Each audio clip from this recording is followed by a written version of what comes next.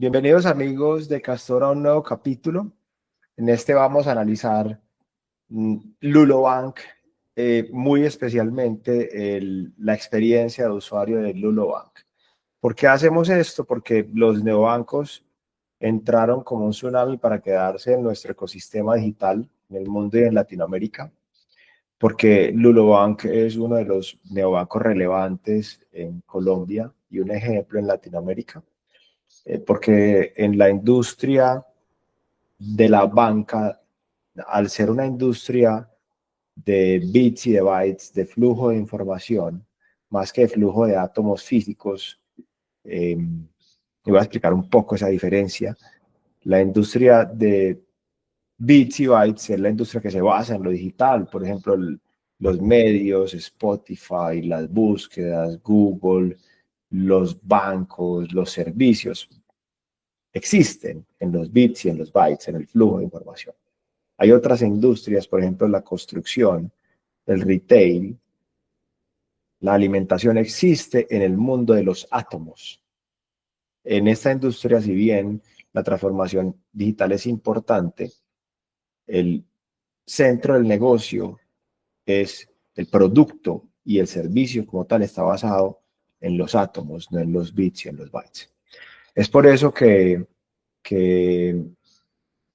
estamos haciendo esta reflexión acerca de los bancos, además de que Castor tiene una línea importante de atención a empresas que son intensivas en transacciones financieras. Entonces tomamos esto como un buen ejemplo de cómo poder entender qué sucede y cuál es el impacto de la experiencia de usuario en una industria tan relevante, tan importante como la banca en Colombia. Nos acompaña gran parte de las chicas del equipo de diseño de servicios, de diseño de experiencias, de UX y de UI de Castor, que se irán presentando en su momento, y nos acompaña Roberto Ochoa, que es del equipo de Growth de Castor. Bienvenidas y bienvenidas. Gracias, Juan. Bueno, adelante, Lisette, inicia. Gracias. Bueno, tal cual, vamos a estar hablando un poco de la historia de Lulobank, pero antes de hablar de la historia de Lulobank, hablemos de la historia como tal de las startups y de las empresas. Antes de comenzar, me presento, mi nombre es María Lisette, hago parte del equipo peso de UX de Castor y junto con mis compañeras vamos a estar haciendo este análisis sobre este neobanco. Entonces, la historia siempre nos ha mostrado más de una vez que cualquier empresa que se quede estancada y que se le ocurra decir es que así se hacen las cosas y así se van a seguir haciendo, la verdad es que está lista para morir. Y voy a poner algunos ejemplos para que todos estemos un poco en el contexto. Nos han mostrado como Netflix acabó con Blockbuster o como Despegar puso en jaque a las miles de agencias de viaje o como también Uber le robó un gran pedazo de mercado importante a los taxistas. Creo que todos nos enteramos de eso en algún momento. Y cuando nos cuentan estas historias, la promesa es que las nuevas startups se van a apoderar del mundo y que van a cambiar las grandes industrias tradicionales. Pero en realidad, de lo que estamos hablando no es de un apocalipsis, sino de un cambio de paradigma. Antes, las empresas grandes, las empresas con mucho dinero y con mucho poder se comían a las empresas pequeñas. Así ha sido y así fue durante décadas. Pero ahora las empresas rápidas se comen a las empresas lentas. Y esa es la verdad. Y aquí pueden pasar dos cosas. Las empresas se reinventan y se quedan, las empresas se reinventan o se quedan sentadas esperando a que alguien haga un cohete mágico que las ponga en jaque dentro del mercado. Y si se van a llevar un aprendizaje de este podcast en esta primera parte, por lo menos que sea este. Es importante y es preferible que uno monte su propio competidor a que llegue un tercero y lo haga. Así comienza la historia de Lulobank, un nuevo banco que viene de una familia tradicional que se atrevió a crear algo nuevo. Dale, Mari. Listo, bueno, me presento, soy Marian, también hago parte afortunadamente del maravilloso equipo de UX UI y les voy a comentar entonces también un poco de ese trasfondo del porqué de los neobancos. Entonces, bueno, la hipótesis básicamente surge a partir de esa confianza que necesita entablar la persona usuaria y recuperarla de lo que traía de la banca tradicional. Por ejemplo, la confianza realmente se da como en ese valor que tú encuentras referente a otra persona. Pero entonces, ¿qué pasa cuando se digitalizan las cosas? Tú ya no estás con una persona, estás con una máquina. ¿Cómo te ganas esa confianza? Entonces, el trasfondo de los neobancos empieza principalmente porque la banca tradicional, pues, la apostó a digitalizarse. Entonces, las personas ya también comenzaron a sentir esa confianza, ese respaldo de listo. Es algo que conocemos y es algo en lo que podemos entonces depositar como todo este trámite que veníamos haciendo antes, pero ahora en la digitalización. Entonces, bueno, todo comienza ahí básicamente, pero también se remota a factores muy importantes. Por ejemplo, últimamente con como el crecimiento exponencial que ha venido teniendo la economía, hace que todo vaya mucho más rápido. Entonces la gente necesita soluciones digitales que le faciliten su vida y que vaya de acuerdo a su ritmo. Además, por ejemplo, con la pandemia, esta digitalización se incrementó muchísimo más, pues ya no nos podíamos ver las caras. Entonces, ¿cuál era la solución? Hacer todo de forma digital. Los neobancos vieron esa oportunidad, la aprovecharon, la tomaron y lo usaron para crecer. Entonces, a partir de eso, la gente se ha pasado mucho a los neobancos y pues ya no solamente requiere en la digitalización, sino también las buenas prácticas, porque, por ejemplo, ya no basta con que te solucionen encontrar todos esos trámites bancarios de la forma digital, sino que también sean experiencias que te brinden un valor agregado, ya sea como lo hemos visto, como en las cajitas, la rentabilidad, todo lo demás, sino también educación financiera, que tú sepas qué estás haciendo con tu dinero, cómo puedes ahorrar, cómo puedes incrementarlo. Y ya también los dolores que busca la gente es, por ejemplo, esa falta de personalidad, que tú sientas que no te están vendiendo nada original, sino que te están tratando como a cualquier otra persona, no les interesas, y esa desconfianza que ha sido el valor fundamental como en toda la historia de los neobancos y la digitalización pues de la banca tradicional. Listo, le doy paso a mis demás compañeras. Bueno, me parece que es importante también hablar como de esa historia, de cómo ha crecido, como ese ecosistema de los neobancos y cómo se ha abierto camino Lulo para que lleguemos como a verlo y ser un referente y estarlo hablando hoy en este podcast. Entonces, les voy a dar como ese resumen de de su razón de ser. Soy también Laura Calderón y hago parte pues del equipo de UX de Castor.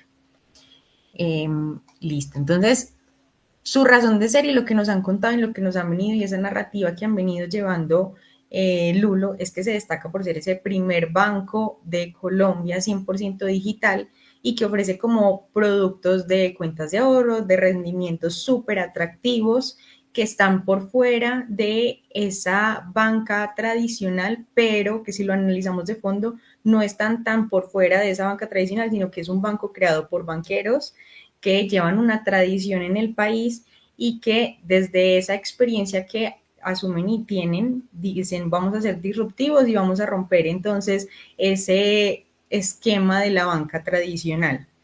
Y digamos que aquí hemos encontrado como de los artículos y de las investigaciones que ellos se han enfocado demasiado en eso, como de vamos a ser disruptivos, vamos a tener tecnología y vamos a utilizar esos recursos que de pronto la banca tradicional utiliza en establecimientos físicos como sucursales o donde ofreciéndole más bien como ese dinero o ese capital a vamos a ser 100% digitales y vamos a tener tecnología y vamos a agrandar como el espectro de ese usuario que no necesita, digamos, ellos también se basan mucho en, no le vamos a enseñar cómo usar una tarjeta de crédito, sino que te vamos a educar financieramente para que tú tomes las mejores decisiones como usuarios.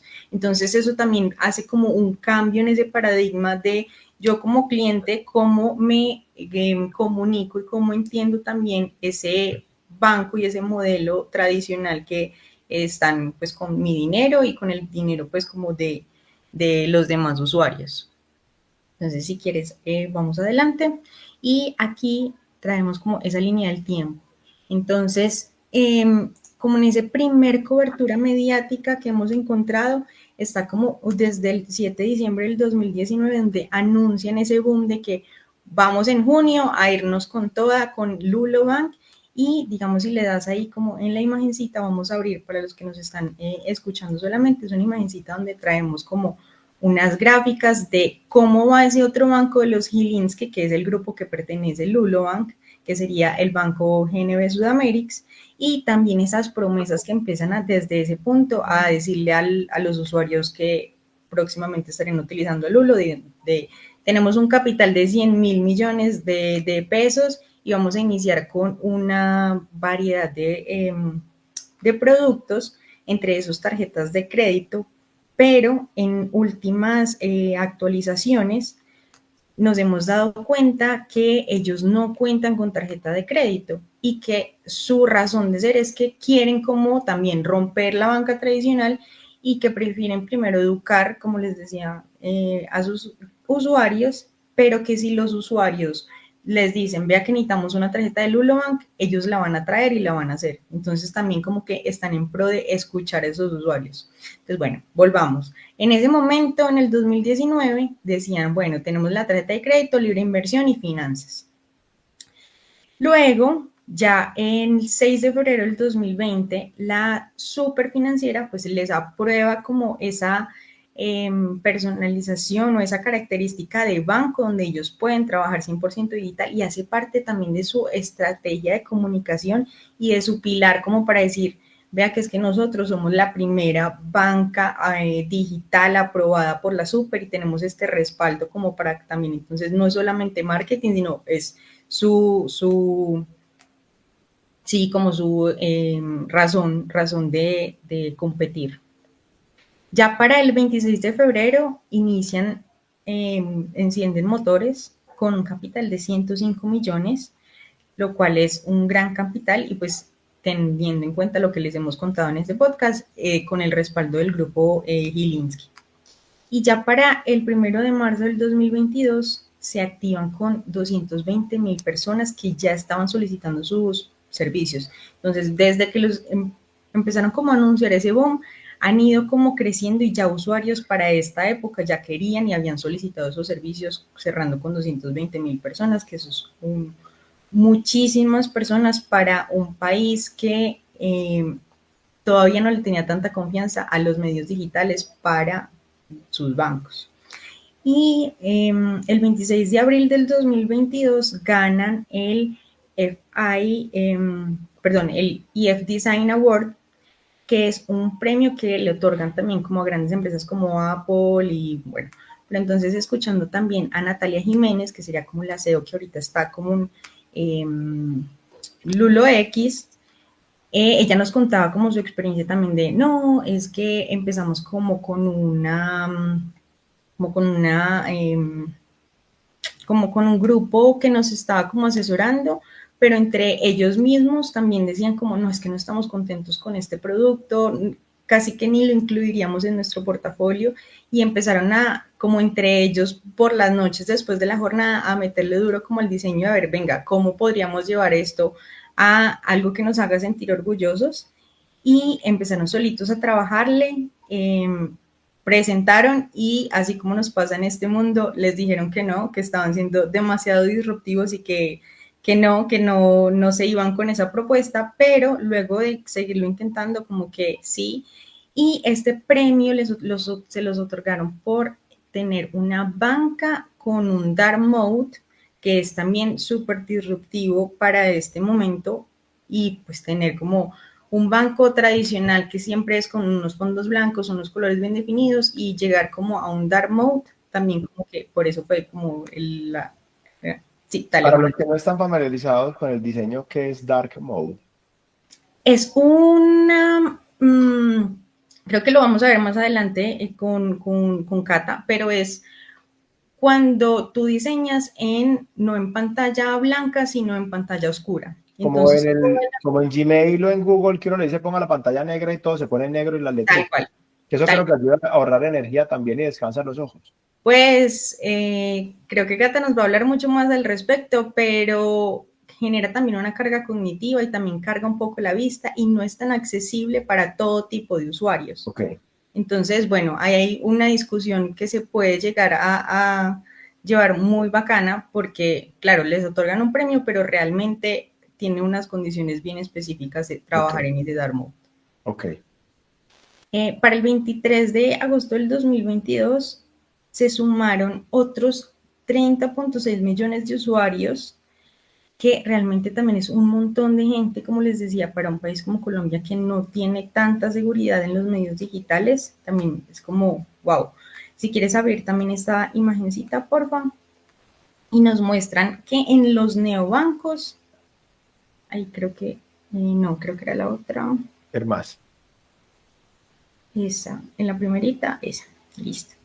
Entonces nos muestran tenemos en esta grafiquita de igual forma para los que están viendo el podcast, como la suma de todos esos usuarios, de esos 30 millones de usuarios que ya están en todos los neobancos como Lulo, Nubank, Rappi, Nequi y DaviPlata, y como pues también DaviPlata con 15.6 millones de usuarios y Nequi con 13.5 millones de usuarios, mientras que Lulo con 220.000, pero ahí va como en esa carrera de todos los usuarios que deciden cambiarse a un neobanco. Listo, entonces si quieres avancemos. Luego ya para el 10 de octubre, la International Holding Company anuncia como una inversión todavía más grande para Lulo Colombia, y pues también refuerza como todo ese sistema de, oiga, están muy bien respaldados por un músculo financiero muy fuerte. Ya para el 21 de enero, los neobancos anuncian ahí en los medios como que siguen ganando como terreno y Dame un segundo, cuando dicen dirhams, ahí eso es capital árabe o qué? Sí, es una empresa árabe que llegó a sumarle con una maquinaria súper grande también a Lulo. Ok, ok. Listo. Y digamos, cuando ya decimos que un montón de usuarios ya se siguen sumando, que ya serían para esta época del enero del 2023, 32.3 millones de usuarios, es porque están ya no solamente los que les habíamos presentado antes, que era DaviPlata, Nequi, Rappi, Nu y Lulo, sino que ahorita entonces también se suma Ualá, que también trae como un montón de usuarios y también les parece muy atractiva para ese público que se está inclinando como a los neobancos. Y para el 4 de octubre del 2024 cerramos con la noticia de que esa gran estrategia de, oiga, te vamos a otorgar como mucha rentabilidad, empieza a bajar, pero Lulo se queda ahí con un 13%, de hecho, a hoy está cerrando con un 12.5% de rentabilidad, mientras que Nu está en 11%. Entonces, de eso que nos habían prometido empieza a bajar, pero Lulo sigue ahí manteniéndose con esa tasa. Y bueno, hasta ahí como esa línea de tiempo, ya llegamos desde el 2019 al 2024 y ahora sí vamos a analizar entonces qué pasa con Lulo. Como les venimos contando, pertenecen al grupo Gilinski. Si quieres pasa por la slide. Listo. Y para los que de pronto no conozcan, el grupo Gilinski es un conglomerado financiero muy influyente aquí en Colombia, que ha diversificado su portafolio en muchos sectores. Entonces tenemos desde bancos, como ya lo hemos venido conversando, desde medios, desde también fábricas. Entonces tienen un conglomerado muy fuerte y representa como también esa alineación y esa capitalización del mercado en muchos sectores. Y también estaría entonces Lulo como banco y Lulo X, que es la fintech, que tú también puedes acceder como usuario desde la app. Entonces ellos también le apuestan a eso, que tú quieres entonces convertir tu dinero desde pesos también a dólares y seguir haciendo inversiones ahí. Entonces también como que incluso esa rentabilidad o ese cashback también lo puedes recibir en dólares, que es súper interesante también como una propuesta distinta y como la palabra del podcast, disruptiva. Si quieres darle un avance, porfis. Y traemos este análisis también desde Google Trends, como para ver más que cómo estaría posicionado respecto a las otras marcas. Me parece súper valioso. Dale, Juana. Dale, termina. Me parece súper valioso este análisis, y para los que nos están viendo, es cómo en el país, a través de Google, los usuarios están buscando y cómo se diversifican a través de todo el territorio esas búsquedas para estos neobancos. Y tenemos una gráfica de Lulo versus Nubank, DaviPlata y Nequi, donde Lulo principalmente lo están buscando en zonas de Colombia, que sería... Laura, explica qué es Google Trends y para qué sirve y por qué miramos Google Trends. Claro que sí. Google Trends es una herramienta de Google que nos entrega como un comparativo de qué son las búsquedas a través de lo que yo ponga ahí. Entonces, si yo quiero mirar, no sé, zapatos, entonces voy a Google Trends y miro zapatos, tacones, botas. Y si yo tengo un mercado de botas y zapatos, yo voy a mirar qué es lo que más le interesa y qué es lo que más buscan mis usuarios a través de Google. Entonces, si yo tengo una fábrica de zapatos y dicen que solamente o que principalmente los usuarios están buscando botas, es una herramienta súper valiosa para yo saber cómo están pensando mis usuarios y cómo están realizando las búsquedas por Google.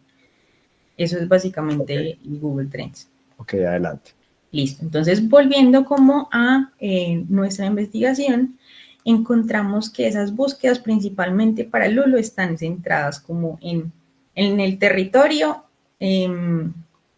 centro de Colombia, muy hacia el norte, como muy hacia la zona, podríamos decirlo como muy andina Andina, del Caribe, sí. territorio. Como Andina, Caribe. Caribe, sí. O sea, casi todo Colombia menos los llanos y la Amazonía, diría yo. Exacto.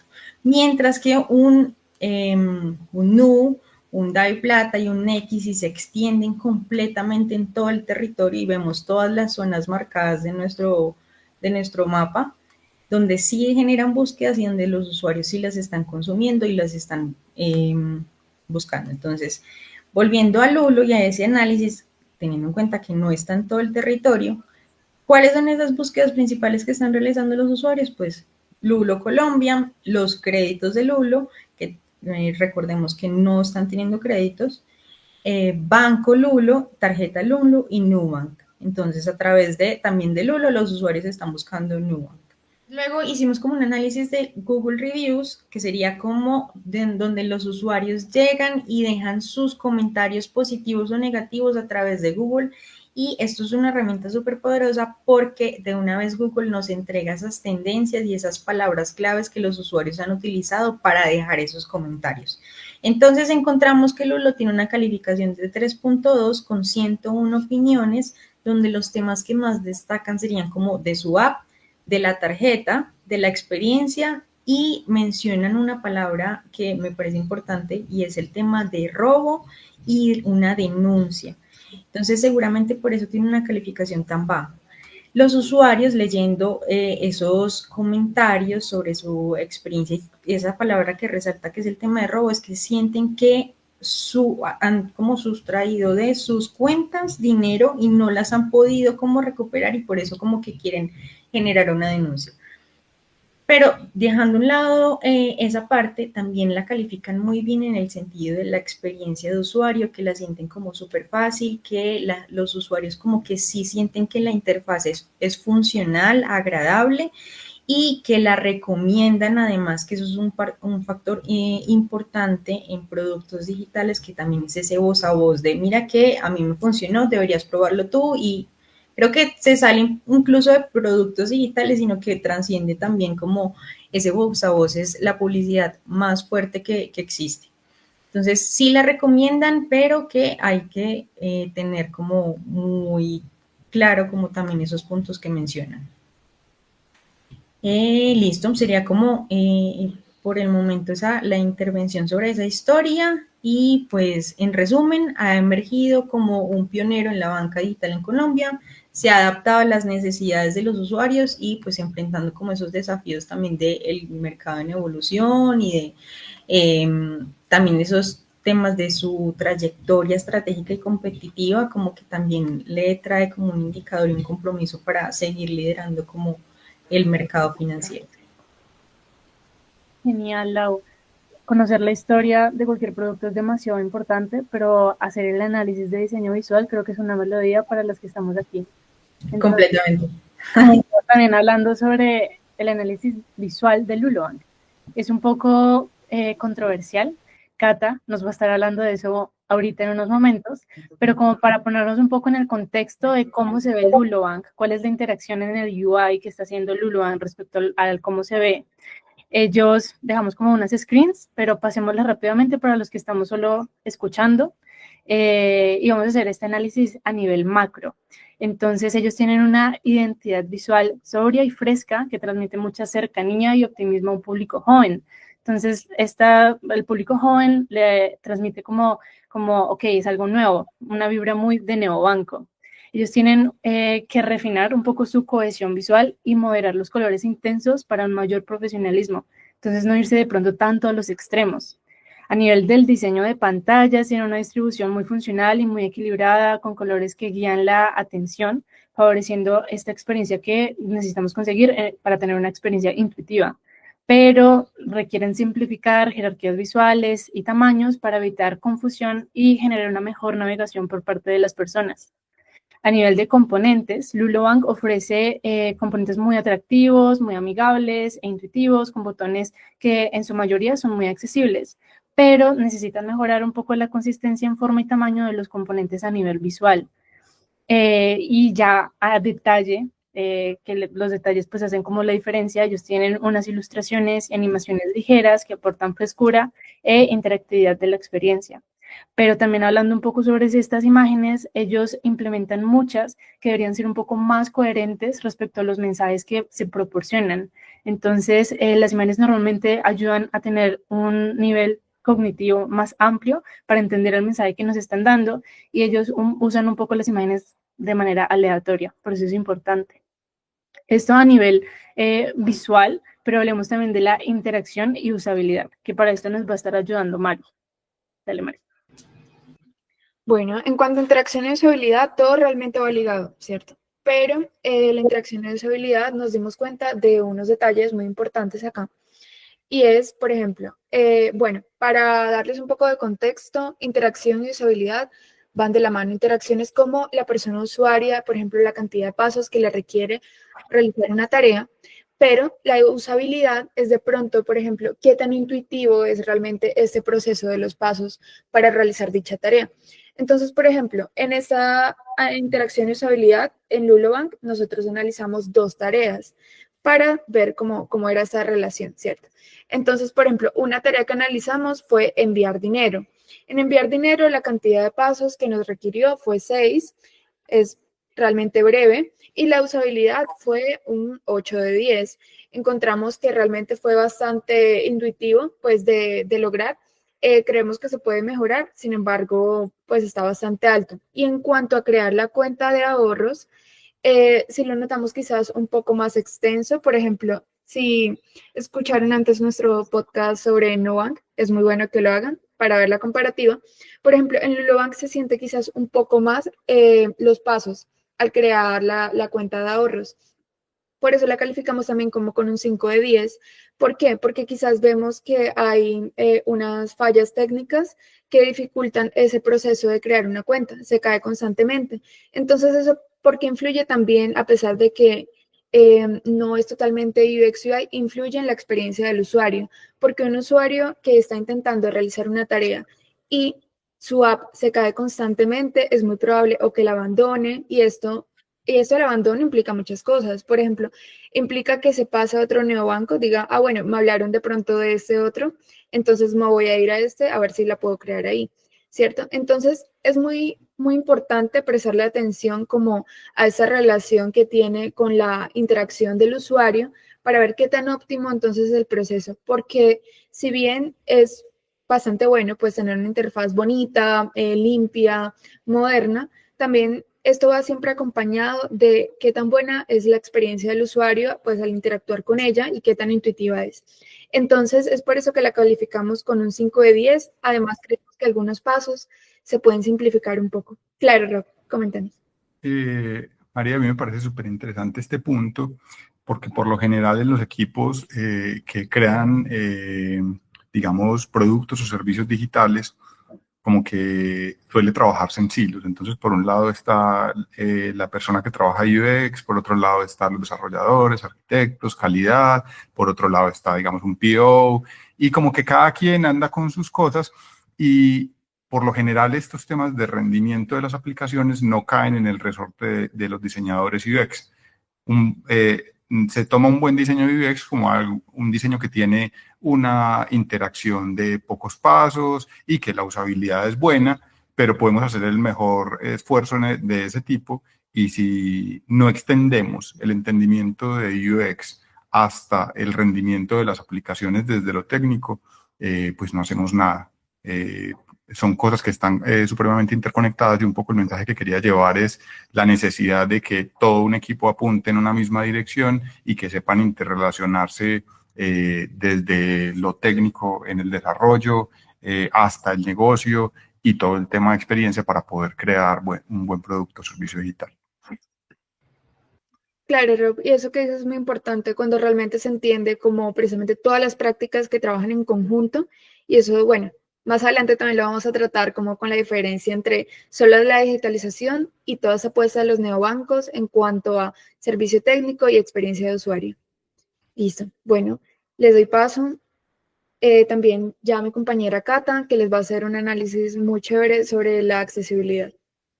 Gracias, Mari, por darme la palabra. Y aquí quiero traer ese tema disruptivo que ha estado durante toda la conversación y es que hablemos un poco del modo oscuro, ¿sí? El dark mode, que es la modalidad en donde yo cambio el color de la pantalla de colores claros a colores oscuros. Aquí ocurre algo y es que no por crear un producto digital en modo oscuro o con colores oscuros de fondo como colores principales, quiere decir que yo estoy haciendo una aplicación más accesible.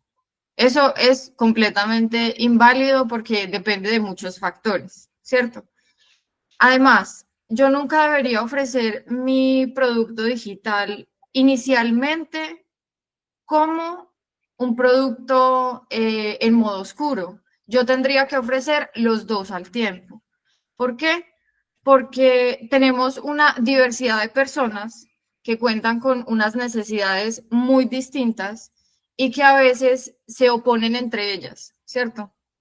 Entonces aquí yo puedo tener, por ejemplo, a una persona con daltonismo, pero que también tiene astigmatismo o tiene glaucoma, ¿sí? O sea, una sola persona puede tener múltiples condiciones que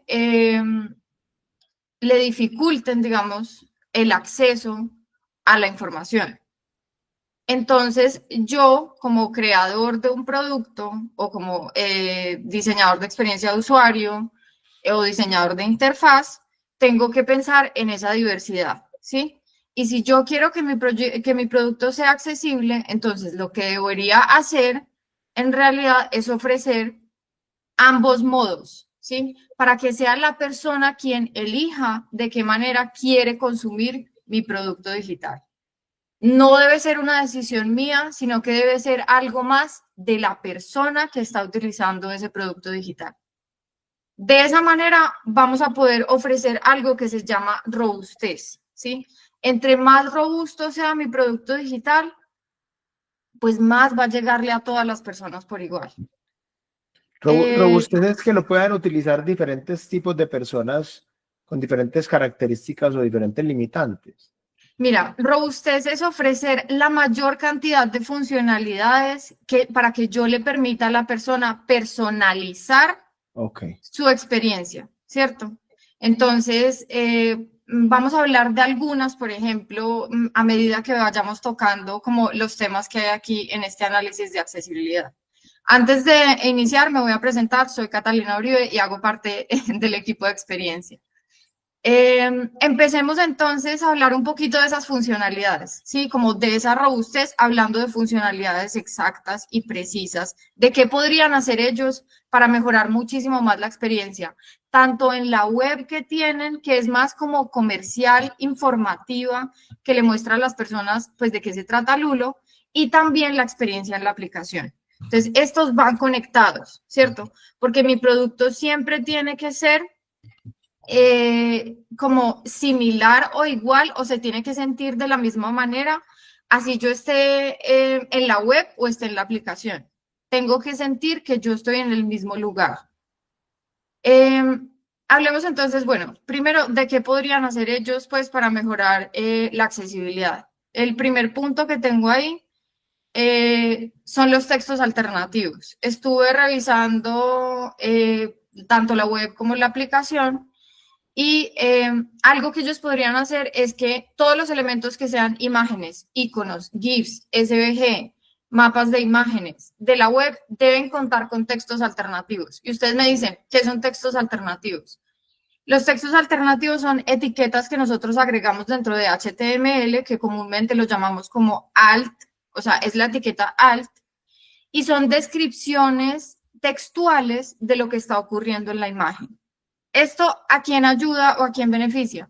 A personas ciegas, sordociegas, pero también al implementarlo les puede ayudar muchísimo en cuestiones de SEO. Entonces, cada vez que nosotros implementemos cualquier tipo de imagen o cualquier elemento visual que tenga algún contenido muy importante para mi producto digital, yo debería generar como ese texto alternativo que me explique qué es lo que está ocurriendo ahí en esa imagen, ¿sí?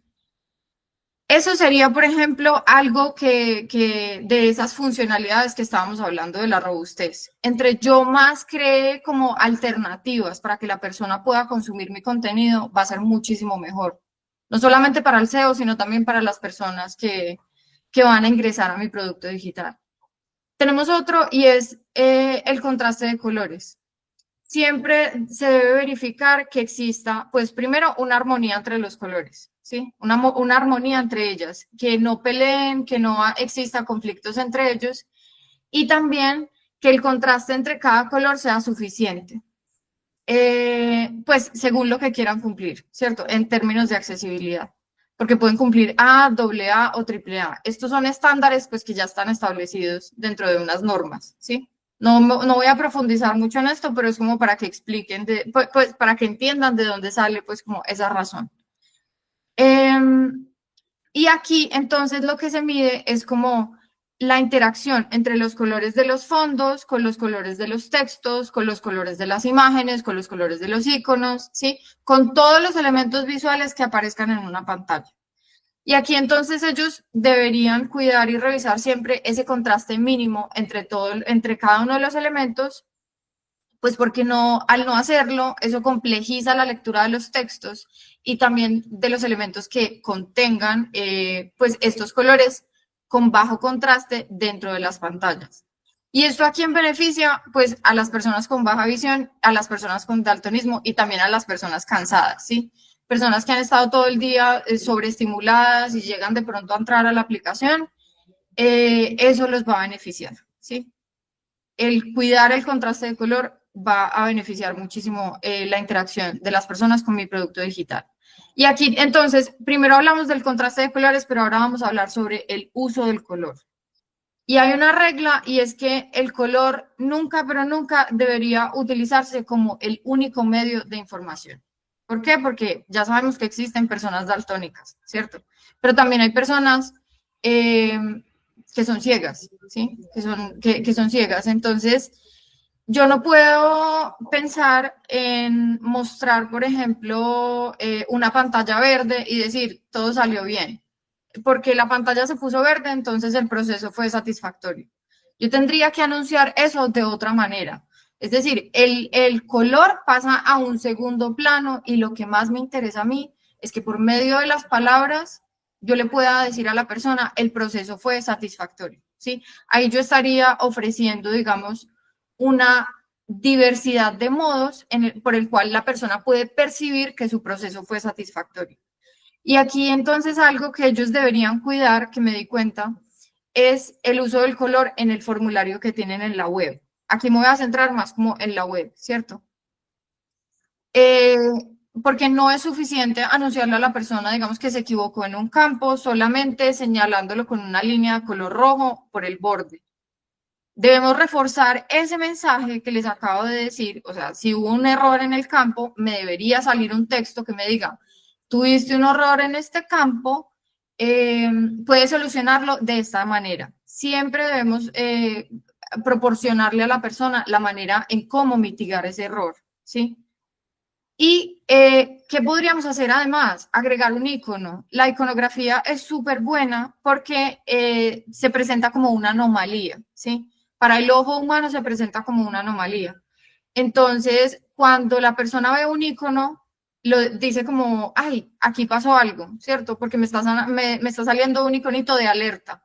Entonces voy a mirar a ver qué fue. Y si me aparece un texto que dice, te faltó un carácter en este campo para que lo puedas completar. Entonces yo ya sé que me faltó algo para poder completar ese campo y poderlo solucionar.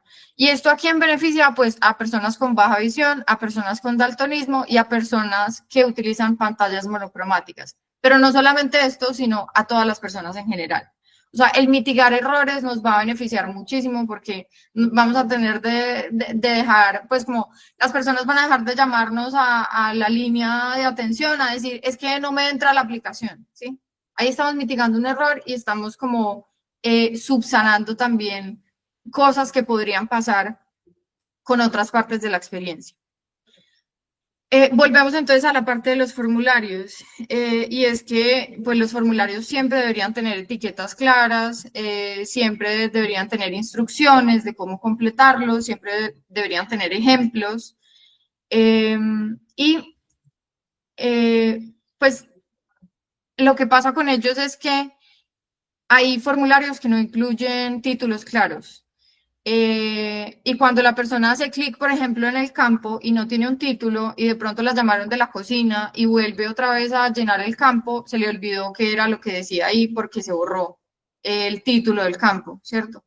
Entonces siempre debería proporcionar un título y después pues como el texto interno que me diga, por ejemplo, aquí debes ingresar tu contraseña, ¿cierto? Que siempre sea muy claro y esto de nuevo pues nos va a ayudar a mitigar errores y le va a ayudar en general a toda la población, ¿sí? Tenga alguna condición de discapacidad o no, ¿cierto? Y aquí hay otro tema y es el cambio de texto, pues el cambio de tamaño de texto y el reflow. A esto se le llama reflow, ¿cierto? También. Con eso me refiero a el poder ampliar la letra. Mira que esto hace parte de las funcionalidades también de esa robustez que estaba diciendo al principio. Entonces, si yo le agrego a la persona en el que le pueda subir el tamaño al texto, pues yo estoy haciendo que muchas personas más puedan leer y comprender mucho mejor mi información, sea porque la persona esté cansada, o sea porque tiene glaucoma, o sea porque tiene baja visión, o sea porque simplemente le gusta así, ¿sí? Es una cuestión de preferencia, pero yo debo permitir que la persona ajuste esas preferencias a lo que necesite y a lo que quiera.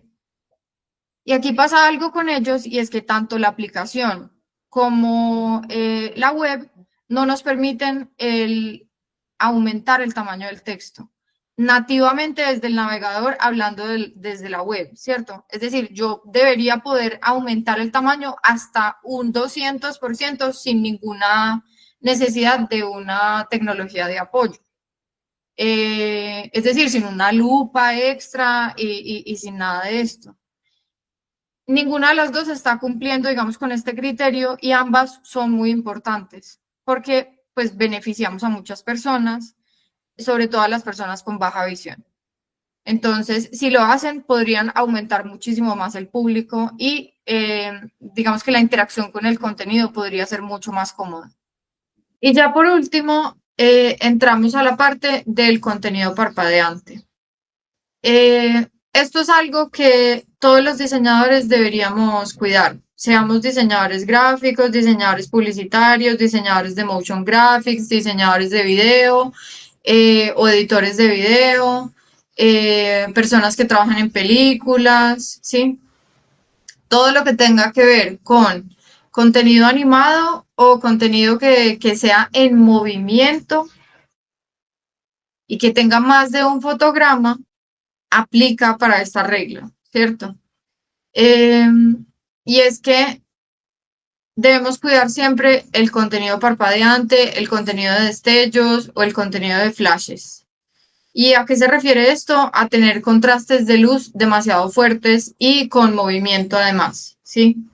Entonces, un ejemplo de esto sería, digamos, entrar a una discoteca y empezar a ver esas luces que se prenden y se apagan, ¿sí? Eso es, pues eso representa como ese parpadeo de luz.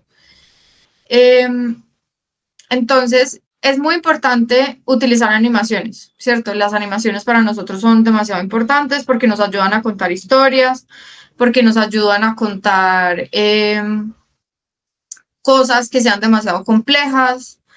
y porque además le dan movimiento y le dan dinamismo a nuestros productos.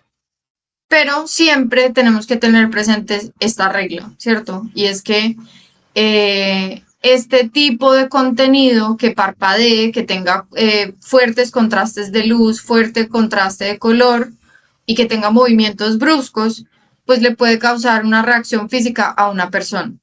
Entonces, ¿qué ocurre? O sea, ¿qué ocurre físicamente dentro de una persona? Podría causarle mareos, podría causarle migrañas o dolores de cabeza y además podría causar ataques de epilepsia o convulsiones, ¿sí? Entonces, lo que tenemos que cuidar y velar es omitir este tipo de contenido. Y si en caso de que lo tengamos, pues agregar controles para poder apagar las animaciones o los videos a voluntad de la persona. Esto le va a ayudar muchísimo a la persona, pues como para que personalice su experiencia y sea mucho más amena y que no cuente, digamos, con problemas. Entonces, aquí, de nuevo, estaríamos beneficiando a todas las personas en general, pues porque un episodio de epilepsia puede surgir en cualquier momento a cualquier persona, a cualquier edad, porque eso es algo ya interno de nuestro sistema nervioso y no tenemos cómo calibrar ni cómo decir cuándo va a suceder. Y también porque evitamos pues como mareos, dolores de cabeza y otras reacciones físicas en cuanto a estabilidad de la persona. Y también estaríamos ayudando a personas que ya han sido diagnosticadas con epilepsia fotosensible, que es esta epilepsia que se causa, digamos, a través de, de ese contenido parpadeante, o sea, de ese parpadeo de luz, de el prender y apagar una luz rápidamente. Entonces, de esta manera, nosotros como diseñadores podríamos establecer mecanismos y reglas también y leer muchísimo más para estar informados y pues para no provocarle reacciones físicas a una persona porque eso es lo que menos queremos, ¿cierto?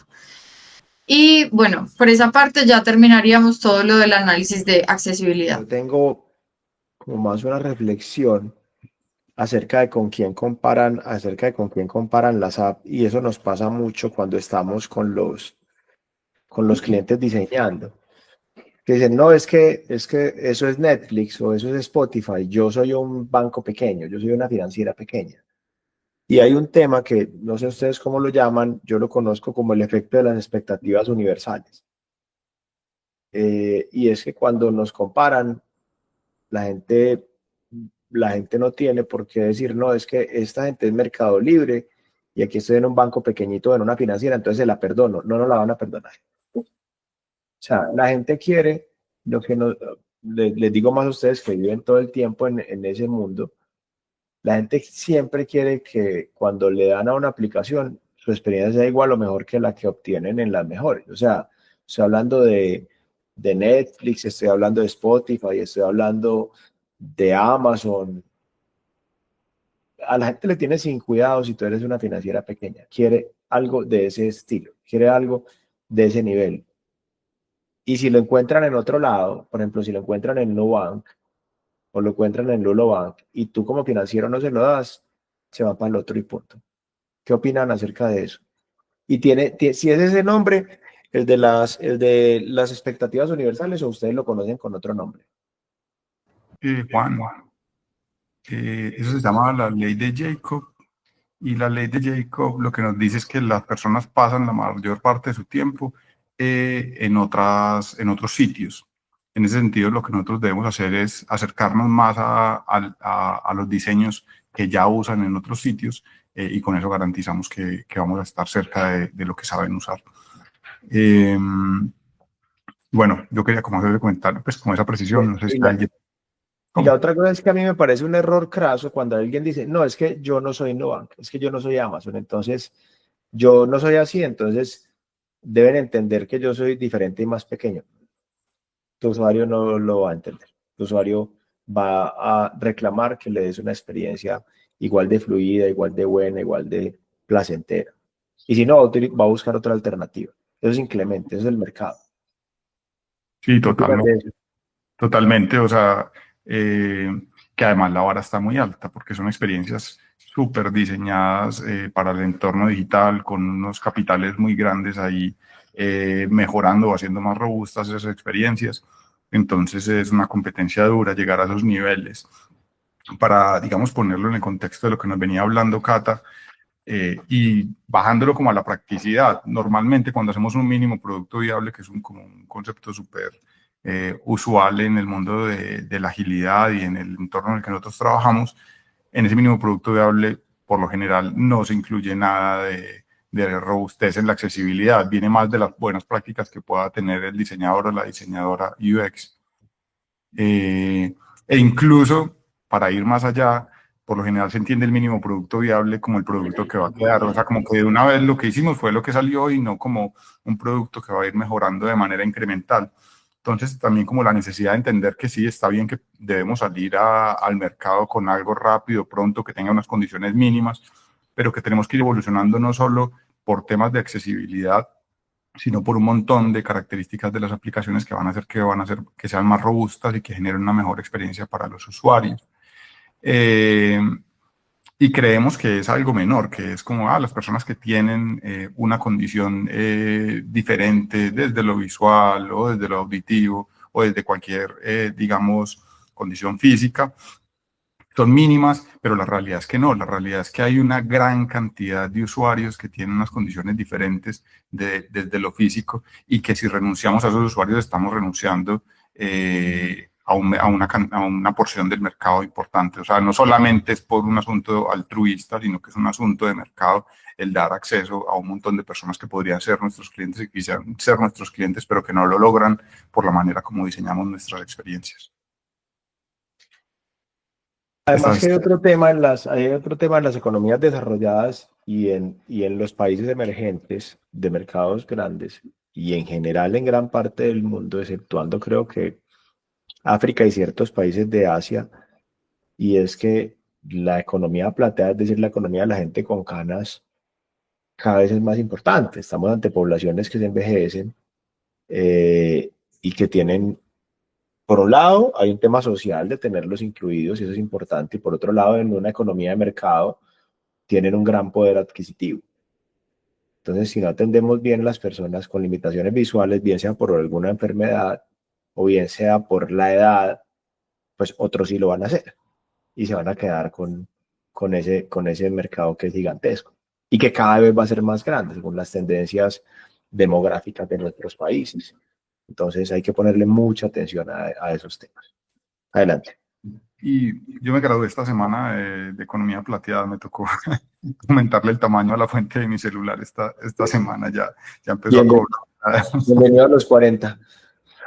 ya empezó a cobrármela. Y total, digamos que ahí hay unas tensiones, que yo creo que lo vamos a hablar más adelante en torno al tema del lenguaje, pero hay unas tensiones entre el tipo del público al que se le quiere apuntar y en tener unos diseños más universales, ¿cierto? Si bien los públicos jóvenes le adoran el dark mode, le ponen dark mode a lo que puedan, ¿cierto? Para otras personas no es lo mejor. Entonces creo que sí va muy en la dirección que dice Cata, en dar la posibilidad de personalizar la experiencia. Exacto, y siempre debería ser el usuario o la persona usuaria quien elija cómo consumir mi producto, ¿sí? De esa manera vamos a poder abarcar como todas sus propias necesidades, que a veces se pueden cruzar entre ellas, ¿sí? Era lo que yo les estaba diciendo al principio. Yo puedo tener una persona disléxica que al mismo tiempo tenga glaucoma y que al mismo tiempo sea, por ejemplo, sorda, ¿sí? O sea, podemos tener un montón de condiciones en conjunto que se pueden acumular en una misma persona por cualquier condición, sea de salud, sea de edad o lo que sea. Entonces, el crear esa diversidad de funcionalidades dentro de mi aplicación o mi producto o sí, cualquier producto digital que yo esté creando, pues le va a llegar a muchas más personas. Y además, a mí me parece algo muy bonito esto y es que esa personalización genera también como una mejor recordación en la persona, porque va a decir, a mí me encanta este producto porque yo lo puedo utilizar de diferentes maneras. Si yo me siento de tal forma, puedo quitarle las animaciones, o si me está pasando esto, puedo hacer esto, o le puedo cambiar el color a los botones o lo que sea, ¿cierto? No estoy diciendo vamos a cambiarle los colores a todo y vamos pues como a romper la estética general, pero sí creemos como esa diversidad, pues creemos como esa diversidad de uso para que la persona la pueda aplicar en su día a día. Y eso se crea como, pues a nivel escalonado, ¿cierto? Si empiezo por un producto mínimo viable, entonces no pensemos en que en el producto se muere ahí, porque esto es un producto vivo, esto es un producto que crece y que además las personas cambian día a día. O sea, todos los días estamos cambiando, cambian las tendencias, cambia el mundo, cambia la forma en cómo consumimos las cosas. Entonces, mi producto también se debería empezar a ajustar en eso. Sí, ya saqué mi producto mínimo viable, pero no puedo parar ahí. Tengo que seguir estudiando de qué manera lo modifico para que la persona pueda continuar como con la experiencia y pueda seguir creciendo mi producto, ¿sí? Ante el mercado y ante la manera en cómo la gente lo utiliza. Dale, Lau. Sí, a mí me gustaría agregar que no es que un producto quiera ser incluyente y diverso porque esté de moda, sino que lo hace y lo mantiene actual, porque es que actualmente es que todo tipo de usuarios pueden acceder a la tecnología y eso te hace también como un referente donde también el voz a voz te va a ir a construir como una comunidad que ya te tiene referente y que no es que esté de moda, sino que me incluye a mí y incluye a todos los que tenemos acceso a la tecnología. Entonces, ahora hablemos del vocabulario. Pues aquí analizamos las palabras utilizadas en los elementos de interacción, que serían como los botones, los títulos, que permiten pues a la persona como llevar adelante la tarea que necesita completar sin presentar alguna confusión. Entonces aquí nos dimos cuenta como de algunas cosas, y es que primero la aplicación utiliza un vocabulario dinámico, que es muy positivo, que facilita el entendimiento de sus principales funcionalidades, que los mensajes además son breves y que están bien distribuidos en la interfaz. Aquí tenemos otra cosa, y es que pues con esos mensajes breves sacrifican también la claridad en la explicación, en explicaciones que deben ser detalladas. Como les decía antes, entonces, cada vez que se presente un error o cada vez que esté sucediendo algo, yo tengo que explicarle a la persona qué es lo que está pasando, ¿sí? Tengo que dar información escrita de qué es lo que está sucediendo para que la persona sepa en dónde está, qué está pasando y cómo lo puede solucionar en caso de que exista un error, para mitigar como o que la persona se salga, pues porque es lo primero que va a hacer. Ay, encontré un error, me voy. No lo va a solucionar por su cuenta. Es como, no me deja ingresar, me voy para otra aplicación, ¿sí? Se me olvidó la contraseña, me voy para otra aplicación. Y no me dejaron solucionar este problema, otra persona me lo soluciona, que era lo que estábamos hablando antes, ¿cierto? Y tenemos otra cuestión, y es que hay un exceso de tono pues como dinámico y también falta de claridad en aspectos críticos. Eso puede ser en la mitigación de errores, pero también en las cuestiones legales. Como estos términos que son súper complejos a nivel legal, que nos preguntan si somos una persona expuesta políticamente, o si somos, no sé, o si declaramos en el exterior y yo no tengo ni idea qué significa declarar en el exterior, entonces no me lo explican, entonces no tengo de qué manera mitigar como eso, y me toca buscarlo en otra parte. Entonces, ¿de qué manera también podemos explicarle esos términos que son densos y son legales a la persona? No de una manera tan relajada, pero sí explicarle en términos sencillos a qué se refiere, por ejemplo, ser una persona expuesta políticamente, pública y políticamente.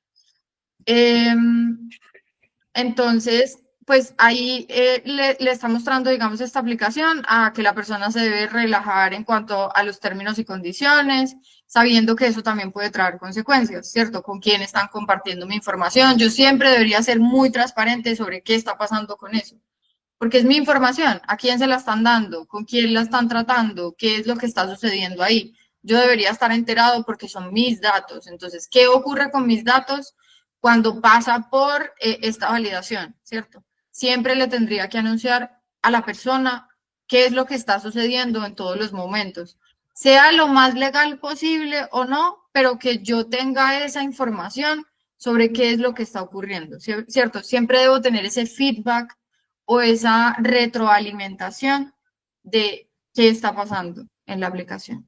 Entonces, ellos podrían mejorar un poco, sin dejar el lenguaje fresco, sin dejar el lenguaje como del tono que ya habíamos visto, explicar un poco más, ¿sí? Explícame con ese mismo tono qué es lo que está sucediendo y qué va a pasar con mis datos. No me digas, hey, da clic aquí y sigue adelante porque todo está bien. No, muéstrame cuáles son los términos y condiciones, si quieres explícamelos de manera un poco más casual, pero muéstramelos, no me los ocultes, ¿sí? Porque son importantes también. Cata, aquí hay un punto.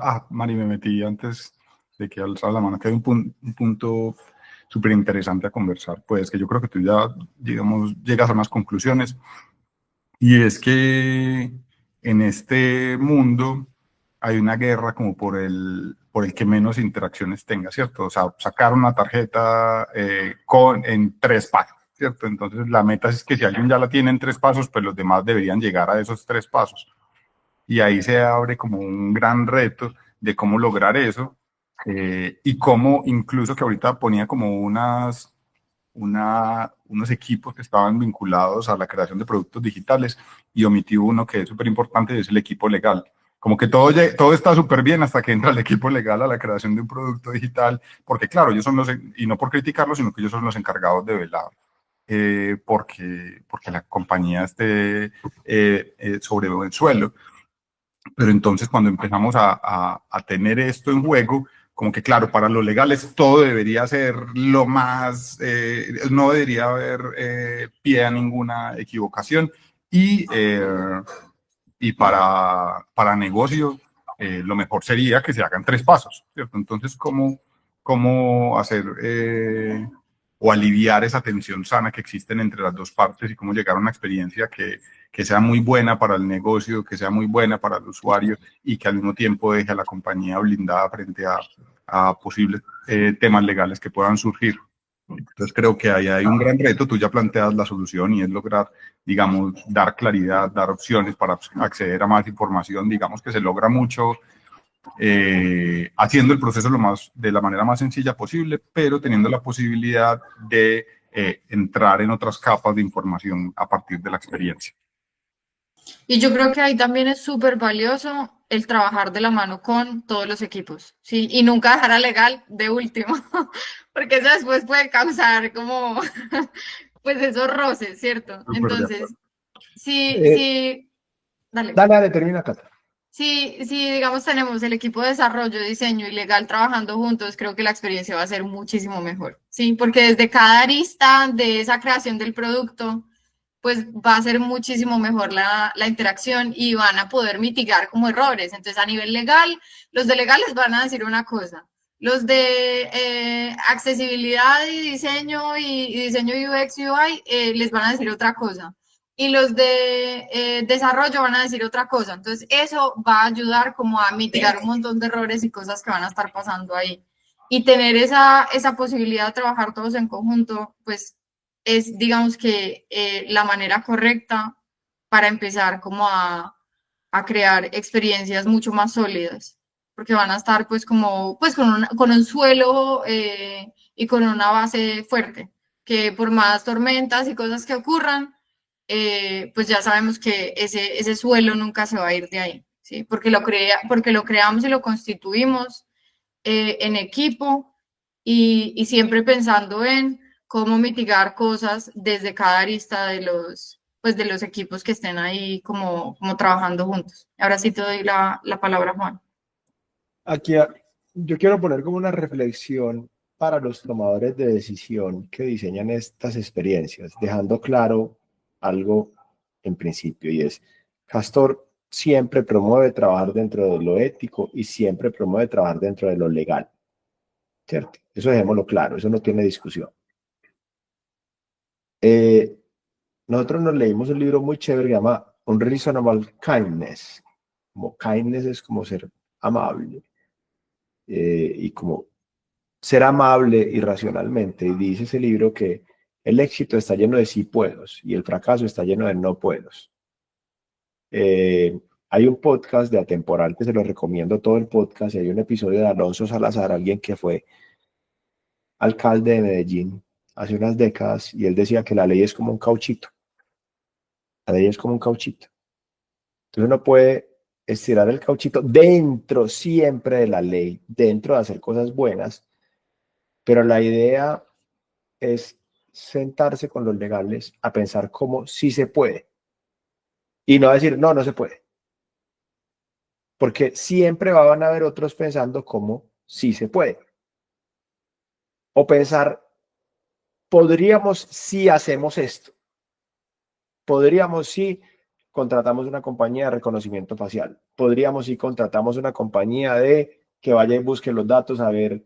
Por ejemplo, Lulo, por ejemplo, Nubank debe tenerlo así. A Nubank uno no le dice si está expuesto, si tiene cuenta en el exterior, pero él debe tener a alguien por detrás que va y recaba. Así sea un tercero, así sea un humano, así sea una inteligencia artificial, así sea un bot. Pero hay que hacer esfuerzos, casi que hay que batallar campo a campo de los que uno tiene que pedirle al cliente para que sean menos campos, porque si no van a haber otros que sí van a batallar. Entonces, el mensaje es ese: hagamos el esfuerzo dentro de lo legal, dentro de lo ético, dentro de lo virtuoso, pero hagamos el esfuerzo porque las experiencias sean lo más fluidas posible siempre. Y ese esfuerzo a veces requiere un cambio de mindset grandísimo en nuestros colaboradores, o a veces requiere traer otros colaboradores o montar otras empresas. Por eso es que las empresas grandes muchas veces hacen intraemprendimiento, ¿cierto?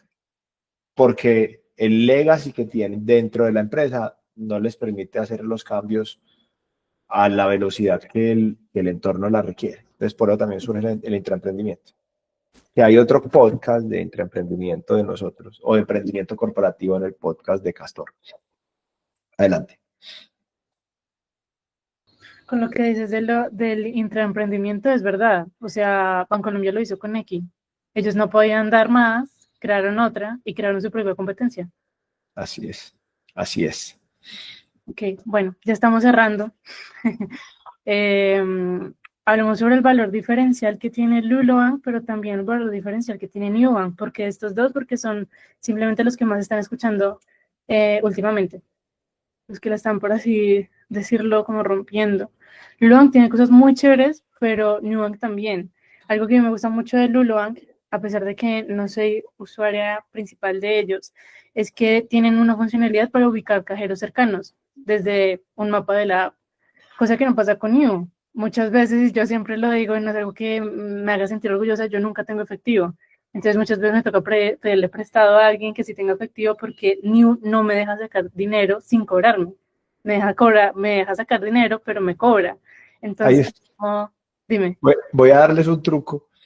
Perdón a los de Nequi o a los de Nu. Pasan la plata a Nequi y hacen un retiro. Y hacen un retiro desde Nequi y no les cobran ni para pasar de Nu a Nequi, y Nequi tiene toda la red de Bancolombia. Claro. Inclusive pueden de Nequi decir que van a sacar y decirle al hijo que saque con el código, y no necesita tener ni siquiera cuenta el que va a sacar. Y ahí hackean el sistema. Perdón. Dale, Mari. No, pero está bien, no pasa nada. O sea, eso es un movimiento legal, es una transferencia de Nu a Nequi, que es un banco. Y de Nequi hace un retiro utilizando la red de Bancolombia. Está bien. Lo entiendo que también dice que nos han metido como este miedo, por lo menos mis papás, es, vea, si tú tienes una plata y la pasas a otro banco, a ti la DIAN como lo lee como si estuvieras teniendo doble ingreso. Entonces, si yo paso 500.000 pesos, me lo va a cobrar. Es una transferencia entre tus cuentas, no hay rollo. Es una transacción absolutamente legal. No pasa nada. Okay. El asunto no es tanto lo legal, sino que si después eso le va a aportar a la declaración de renta. No, tampoco le aporta la declaración de renta. Está moviendo plata entre tus cuentas. No, Pero pues por las esquinas tocamos un tema muy importante, y es que como la multicanalidad, o más que la multicanalidad, es el multibanco, como que todavía los neobancos no han logrado ser completamente, generar autonomía total. Entonces como que toca tener neobanco y un banco, No, la banca tradicional para apoyarse. además los seres humanos tenemos algo que llama sesgo de sobresimplificación, y es que nos gusta ser binario. No, llegaron los neobancos y destruyeron a todo el mundo. No, no van a destruir a todo el mundo. La prueba es el que vive aquí en Antioquia. Estamos en territorio Bancolombia, entonces vaya, no tenga Bancolombia para que hagan una vaca, vaya a comprar. Una vaca es cuando juntamos plata entre varios. Entonces tú no tienes, no, transfiéreme a mi cuenta de Bancolombia, o vas a pagar hasta comprar frutas en la calle que compran con QR de Bancolombia. Entonces, cuando dicen que no, ya leemos que el cambio climático en el 2030 ya no vamos a poder respirar. Tranquilo, espérate. Los neobancos van a destruir a todo el mundo, tranquilo, espérate, que es un sistema que también se rebalancea. O sea, no se van a quedar los bancos tradicionales como están, no van a dejar de reaccionar, y los neobancos no se van a quedar con todo. O sea, hay un punto intermedio lógico entre eso, pero la sobresimplificación dice o se van a quedar los neobancos o los bancos tradicionales se van a acabar. Tampoco, ninguno de los dos. Qué pena la interrupción, pero no me aguanté. Continúen. dale, Mari. Listo. Bueno, yo aquí también. Es que, por ejemplo, en eso que planteaba Juan, sí es una buena solución. De hecho, yo lo hago, o sea, como constantemente cuando necesito retirar, paso a Nequi. Pero entonces, ¿qué es el problema? Que, bueno, que creo que también lo vamos a abordar un poquito más adelante, como de cuáles son los retos. Pero, por ejemplo, es que no haya, por ejemplo, si yo necesito una solución inmediata, la plata se demora un día en pasarse. Entonces es ahí como qué tanto le pueden apostar pues los neobancos como a toda esa cantidad de soluciones, a contemplar el panorama completo. Entonces muy bacano que por ejemplo Lulo sí tenga esa función, y ya con eso pues le doy continuidad a lo que estaba diciendo Liz, pues sobre las ventajas que traía como Lulo Bank sobre lo que habíamos conversado antes con Nubank, que también muy chévere que escuchen pues ese podcast. Totalmente. Donde hablábamos sobre los retos, está un poquito también intrínseco en esta. Quise como eliminar un poco ese slide para cortarlo y tenerlo todo aquí. Y si quieres, Mari, tú que sabes un poquito más de esos retos de Lulo, me complementas cuando lo veas necesario, ¿ok? Bueno, también respecto a los cajeros, ellos son muy transparentes con cuánto cobran. Entonces, a ti no te va a llegar como un cobro extra que te asusta y te frustra y no sabes de dónde viene, que es algo muy, que a uno lo asusta. Por ejemplo, me inscribí a SmartFit con este del inicio nuevo del año, y SmartFit tiene como un nombre de transferencia súper raro que era gestiones, yo no sé qué, deportivas, y yo me hackearon la cuenta de New, yo pagué algo que no es, pero se me hacía raro que era un monto tan pequeño, ¿no? Pues si me van a hackear, hackearme con todo. Pero luego ya averigué, ya, ok, ya sé que es SmartFit. Entonces esto es muy peligroso porque si te cobran algo, tú estás pensando que alguien está tomando tu cuenta porque no fuiste consciente de lo que pagaste. Y cuando se trata de dinero, la gente necesita saber con transparencia todo. Y eso lo hace Lulong. Y eso es muy, muy bueno. En cambio, New tiene como muy escondida la posibilidad de sacar dinero por un cajero, y en letra chiquita te dice, te cobramos 6.800 por sacar dinero en cualquier cajero. Esto pues yo no lo sabía, o sea, lo leí ya como que averiguando y tratando de tener efectivo. Ellos también tienen costos pues competitivos. Lulobank tiene una tasa, ahorita no sé específicamente cuál, en dónde está, no sé si ha cambiado, pero a este research lo hicimos con un 11,5% de interés en los bolsillos. Esto pues supera a otros bancos. De hecho, New, que era el que en un tiempo estuvo en el top, pues bajó a 11. Y pues es algo muy positivo. Y también incluye devolución del 4 por mil en movimientos mensuales, del 0,5% en cashback en compras. Es decir, a ti te devuelven el 0,5% de las compras que tú hagas con Lulo. Ellos también pues tienen una facilidad de uso que no se puede negar. Uno entra a la app, es súper intuitiva, le das clic, clic, clic muchas veces y vas a llegar a algún punto. Tiene demasiados pasos que se sienten los pasos, como nos habló Mari. En cambio New, o sea, a ti pues, en lo personal, me duele cuando ya se acabó el proceso porque fue tan didáctico y tan divertido que yo dije como, ay, quiero volver a enviar dinero o quiero volver a sacar la cuenta. O sea, es fantástica la experiencia de New. Y con Lulo se siente un poquito más de peso, lo mismo de la carga visual que tiene, tengo que hacer muchos pasos, me da miedo de no saber cuál va a ser el siguiente paso, de tanto desglose que lo hacen. En cambio, New, pues ya es como un jueguito, cualquiera lo entiende, es súper chévere. Esos son como los principales valores diferenciales que tiene cada uno. No sé si Mari quieres hablar un poco de los retos o ya finalizamos. Yo creo que sí, Liz, y creo que, perdona, Rob, más bien, continúa. No, dale, dale, Mari, después. Listo, listo. Bueno, yo creo que sí, y podríamos ahora, después de la intervención de Rob, como dar precisamente paso a esas preguntas de cuáles son los principales retos de los neobancos y los bancos para abordar como todo el panorama completo. Entonces, listo, Rob, coméntanos. No, yo creo que aquí vale la pena como analizar a qué usuarios o personas más bien le está apuntando cada uno de los bancos, ¿cierto? Yo creo que este par de bancos que miramos estos porque son los a los que les hemos hecho heurística, aunque creo que el ejercicio que estamos haciendo excede la heurística, pues le hemos hecho a Nu y a Lulo hasta ahora, pero vamos a seguir con otros. Entonces digamos que hasta ahora vemos esto, luego analizaremos otros. Pero yo siento que Lulo le está apuntando mucho a personas jóvenes, a un público joven, millennial, centennial. Ahí está su foco completamente. Se ve desde la manera como explican los productos financieros y todo el look and feel de sus productos, ¿cierto? Nu, por su parte, también le apunta a este tipo de usuarios, pero, digamos, tiene un público más amplio latinoamericano. El de Lulo, de entradas colombiano nada más. El de Nu también le está apuntando a un público no bancarizado o a un público al que no podía acceder a créditos tan fácilmente, entonces está dando muchos microcréditos y eso abre otras posibilidades. Ahí no solamente estamos hablando de un tema de edad, sino un tema también de acercamiento a la tecnología. Entonces creo que apunta desde el diseño de sus productos en esa otra dirección. Y creo que otra de las pistas que nos llevó a pensar en eso, algo que también hablamos, y es el lenguaje, ¿cierto? El lenguaje de Nu, la apariencia y todo, pues apuntan a un público más joven. Yo Sí, pienso que... Dale, María. listo, listo. De hecho, es que más o menos íbamos como a abordar también esos aspectos, como en los principales retos UX UI, y no solamente los principales retos, sino precisamente como ese trabajo conjunto, porque sentimos que muchas veces se hace como este divorcio, ¿no? Entre el UX UI, que se cree que quizás digitalizar o brindar una buena experiencia es más que la aplicación sea bonita, pero no, hay mucho más de allí.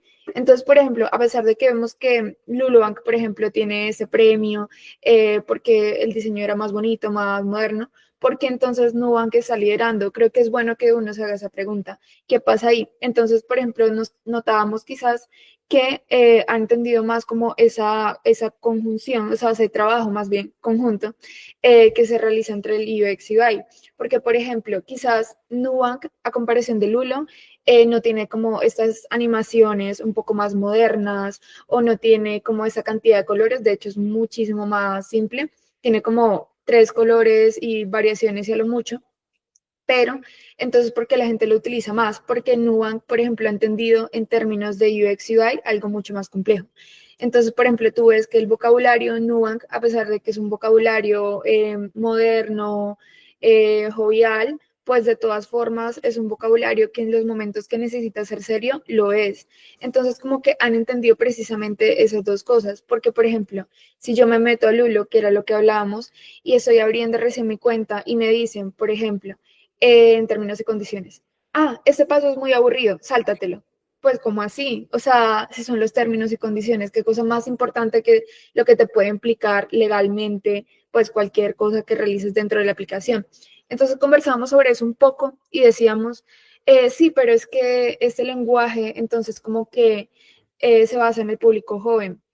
A ver, entendemos la necesidad de acercarse al público joven, entendemos el foco, pero entonces con ese público joven también tenemos que tener responsabilidad. No porque sea joven, de pronto entonces nos vamos a alejar precisamente como de la carga que necesita tener como a nivel, no sé, de más seriedad como frente a esas cosas, porque el público, tanto el público joven como el público quizás mayor, al momento en que tenga un problema con cosas que le advirtieron antes en los términos y condiciones, igual se va a quejar. E igual la responsabilidad va a ser entonces de la aplicación que realmente pues le dijo relájate, no le hagas esto, pásatelo rápido. Entonces ahí por ejemplo hay un punto a tener en cuenta. Y otra cosa es que también debemos tener muy claros que cuando hablamos de público joven y sobre a qué se le apunta, no hablamos directamente de, o bueno, no deberíamos hablar o no deberíamos realizar prácticas que segmenten a otro tipo de público.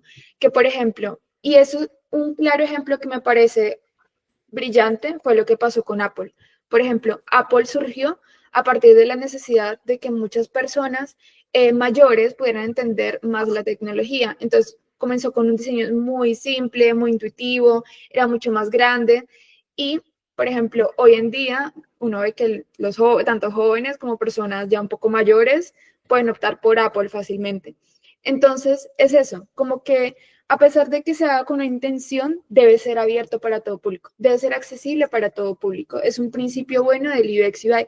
Entonces, me parece que eso es un reto también como analizar, como no solamente el trabajo conjunto, sino el hecho de que que tengas un enfoque, no segmentar a todo tu público, porque eso incluye también como en estrategias de negocio. Pues entre más público tengas, mejor, ¿no?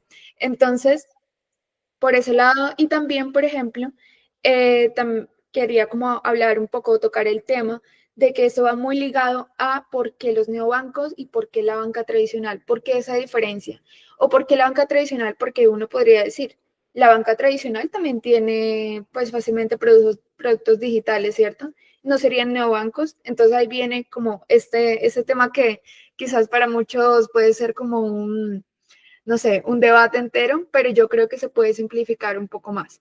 Porque, por ejemplo, la banca tradicional se puede pasar a lo digital, pero no quiere decir que ese producto digital realmente cumpla con lo que le apuestan a los neobancos, que es como todo ese trabajo UX UI, toda esta complejidad técnica que realmente deben tener, porque tú te vas, por ejemplo, no sé, a una página de un banco tradicional X y es muy probable que tenga mucho más texto o que sea un lenguaje mucho más complejo. Los neobancos, ¿por qué se diferencian de un producto digital de una banca tradicional? Porque han aprendido, por ejemplo, a usar un lenguaje más breve, más claro, y han aprendido a tener una interfaz más limpia, porque saben que los usuarios han logrado entender la necesidad realmente del usuario actual, que es la rapidez, la simplicidad y la accesibilidad. Entonces yo creo que eso es como los retos principales a tratar. Y eso, Juan, te doy paso. Yo digo que el gran reto, la gran ventaja de los bancos tradicionales hoy son dos. Para ciertas poblaciones, el respaldo con el que vienen. O sea, hay mucha gente que dice, meter mi plata a una app, no, yo estoy con un banco que conozco de toda la vida. Eso es una app, por más ciento y punta de clientes, millones de clientes que tenga. Eso es para las personas de mayor edad o más conservadoras. Una gran ventaja de la banca tradicional es la integridad de la oferta. ¿Cómo así que la integridad de la oferta? Si tú tienes cuenta en un banco como BBVA o Bancolombia en Colombia o el Citi de Estados Unidos, tú ahí tienes todo el tema de tu cuenta de ahorros, tu cuenta corriente, tus tarjetas de crédito, tu préstamo de vivienda, tu leasing, tu compra-venta de divisas, tus cuentas en el exterior, tu asesor personalizado para endeudarte en dólares o en pesos, tu préstamo del carro, tus seguros, y tienes una amplia gama de productos que aún no los tienen los neobancos. Aún no los tienen los neobancos. Ya van a entrar otros actores internacionales como Revolut a Colombia, y en esta dinámica de mercado cada vez se va a ir cerrando esa brecha.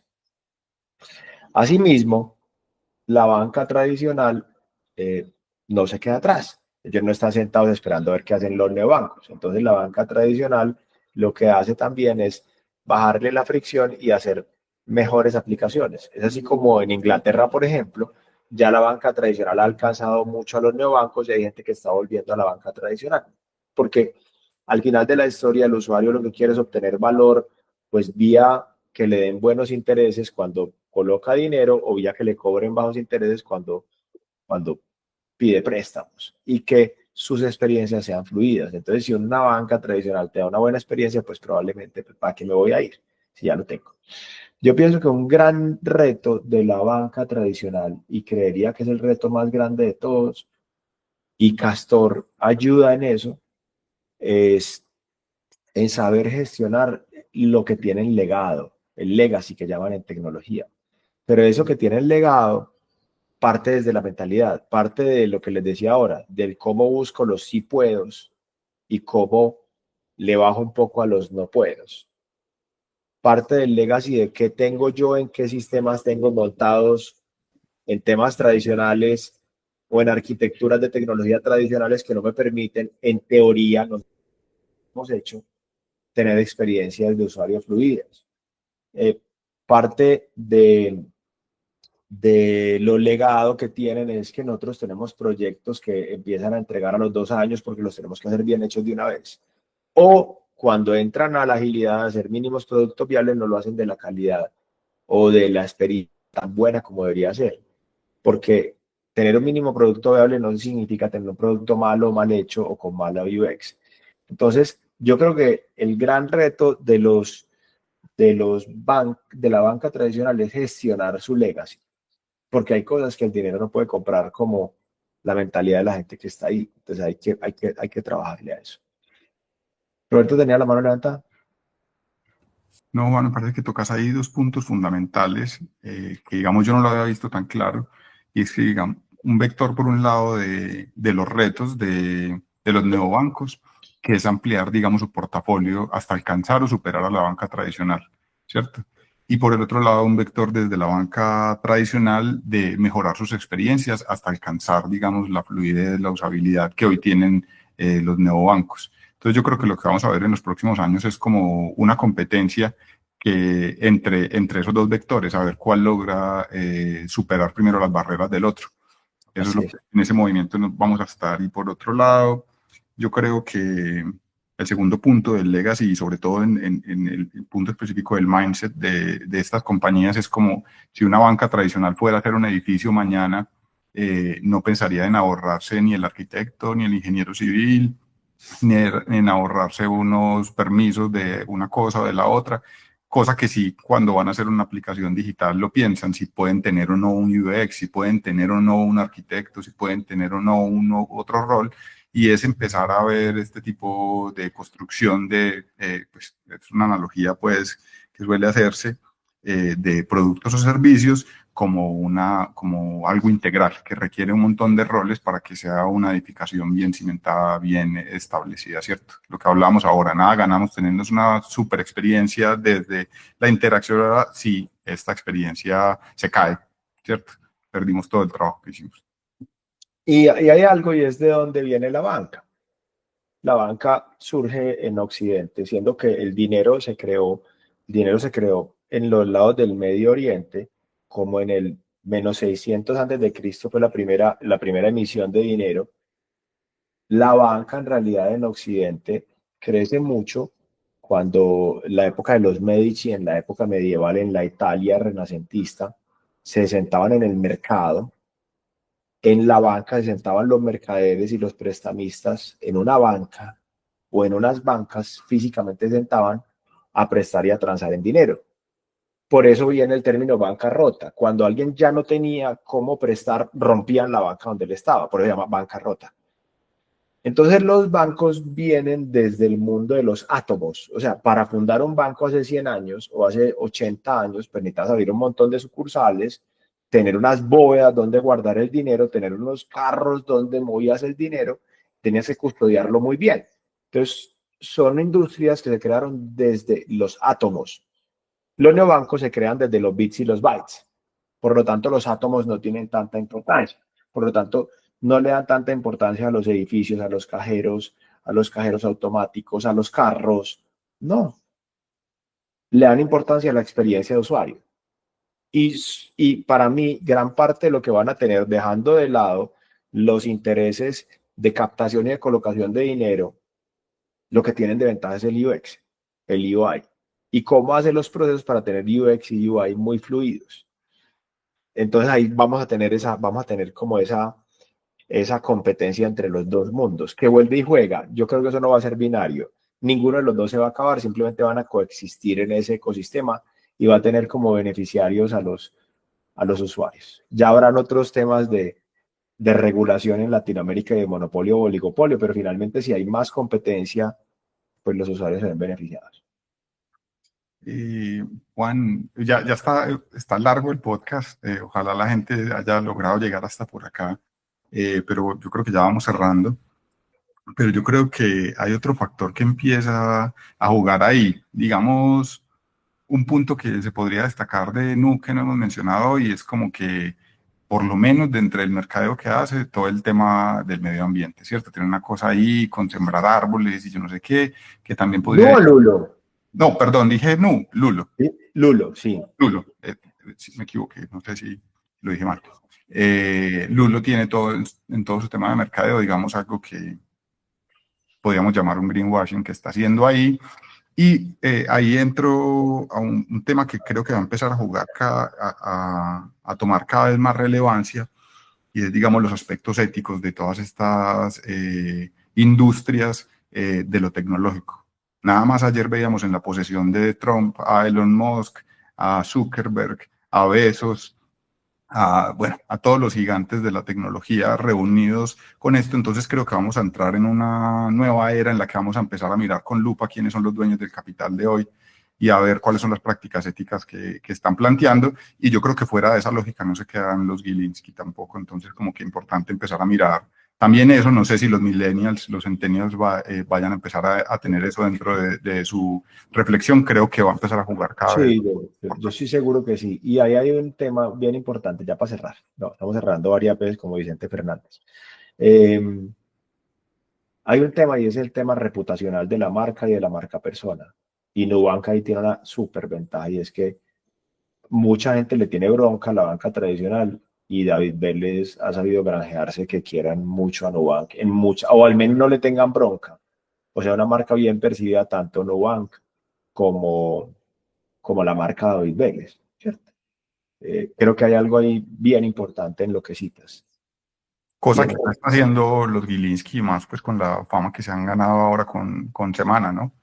Yo por el tema reputacional de Castor y de Juan Andrés Ochoa me abstengo de decir. Bueno, ese fue Roberto Ochoa y no Castor. Vale. ¿Algo más? Pero muchas gracias por este podcast, por este largo podcast. Lo hacemos con mucho cariño a los que llegaron hasta acá. Gracias. Y Castor te puede ayudar a mejorar esa experiencia de usuario, bien sea en temas de servicios financieros, temas de transacciones financieras, o a abordar cómo gestionar ese legacy, que no es malo, pero hay que gestionarlo para poder brindar experiencias que enamoren a nuestros clientes y que haga que las empresas y los clientes y los usuarios y la sociedad progrese. Muchas gracias y hasta una próxima ocasión. Muchas gracias, Carla, Gracias. Marian, Laura, Juan. Gracias a todos.